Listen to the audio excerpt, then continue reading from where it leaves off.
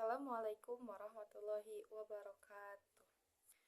Perkenalkan, nama saya Wafa Siti Azizah dengan NIM 125401081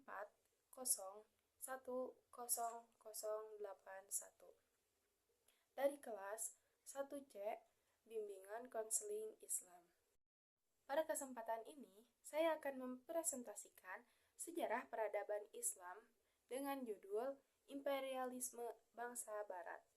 Kemunduran dunia Islam terjadi melalui proses sejarah yang panjang dan kompleks, yang berlangsung bersamaan dengan bangkitnya kekuatan Barat sebagai kekuatan dominan dunia. Pada masa sebelumnya, dunia Islam pernah mencapai puncak kejayaan dalam bidang politik, militer, ilmu pengetahuan, dan peradaban, terutama pada masa kekuasaan kerajaan-kerajaan besar seperti Turki Utsmani, Safawiyah, dan Mughal. Namun, memasuki masa-masa akhir kejayaan tersebut, mulai tampak berbagai gejala kemunduran dari dalam tubuh dunia Islam sendiri. Kemudian, para penguasa Islam tidak lagi mencerminkan nilai-nilai keislaman yang menekankan keadilan, kesederhanaan, dan tanggung jawab terhadap rakyat, melainkan lebih menonjolkan kemewahan istana, kehidupan yang berfoya-foya, serta perebutan kekuasaan. Kondisi ini menyebabkan melemahnya moral para pemimpin, menurunnya disiplin pemerintahan, dan berkurangnya perhatian terhadap kesejahteraan umat serta pengembangan ilmu pengetahuan. Selain kemerosotan moral, dunia Islam juga menghadapi perpecahan politik dan konflik internal yang berkepanjangan.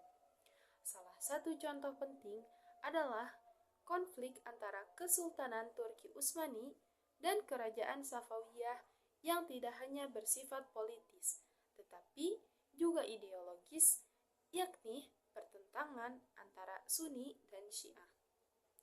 Konflik semacam ini menguras sumber daya, melemahkan persatuan umat Islam, serta mengalihkan perhatian dari ancaman eksternal yang semakin besar. Di sisi lain, tradisi intelektual dalam dunia Islam mulai mengalami stagnasi. Aktivitas ijtihad semakin jarang dilakukan. Inovasi dan pengembangan ilmu pengetahuan tidak lagi menjadi prioritas utama. Dan umat Islam cenderung mempertahankan tradisi lama tanpa melakukan pembaruan. Akibatnya, dunia Islam tertinggal dalam bidang sains, teknologi, dan militer dibandingkan bangsa-bangsa Barat yang terus berkembang. Lalu, kondisi internal dunia Islam yang melemah ini kemudian dimanfaatkan oleh bangsa-bangsa Eropa yang pada awalnya justru berada dalam posisi tertekan. Pada masa sebelumnya, Eropa kesulitan menembus kekuatan dunia Islam, terutama karena kekuatan militer Turki Utsmani yang menguasai jalur perdagangan dan wilayah strategis. Namun, sejak terjadinya gerakan Renaissance, Eropa mengalami kebangkitan besar dalam bidang ilmu pengetahuan, pemikiran, dan teknologi. Bangsa-bangsa Eropa mulai mengembangkan sains, filsafat, dan teknologi yang sebelumnya banyak dipelajari dari peradaban Islam. Kemajuan ini mendorong perubahan besar dalam bidang ekonomi, perdagangan, dan kekuatan militer Eropa. Perubahan paling signifikan terjadi ketika bangsa Eropa berhasil menemukan jalur-jalur laut baru. Penemuan benua Amerika oleh Christopher Columbus serta jalur pelayaran ke timur melalui Tanjung Harapan oleh Vasco da Gama menjadi titik balik penting dalam sejarah dunia.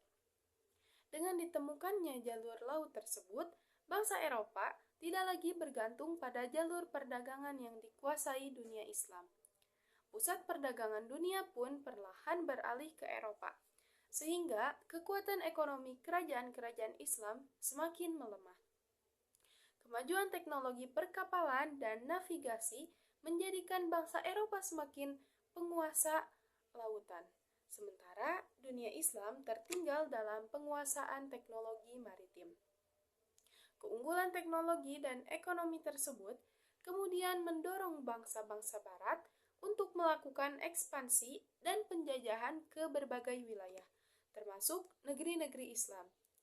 Imperialisme Barat dimulai dari wilayah-wilayah yang secara politik dan militer lebih lemah, seperti Asia Tenggara dan Asia Selatan, seperti Kesultanan Malaka dan kerajaan-kerajaan Islam di Asia Tenggara dengan mudah ditaklukkan oleh Portugis, Spanyol, Belanda, dan juga Inggris.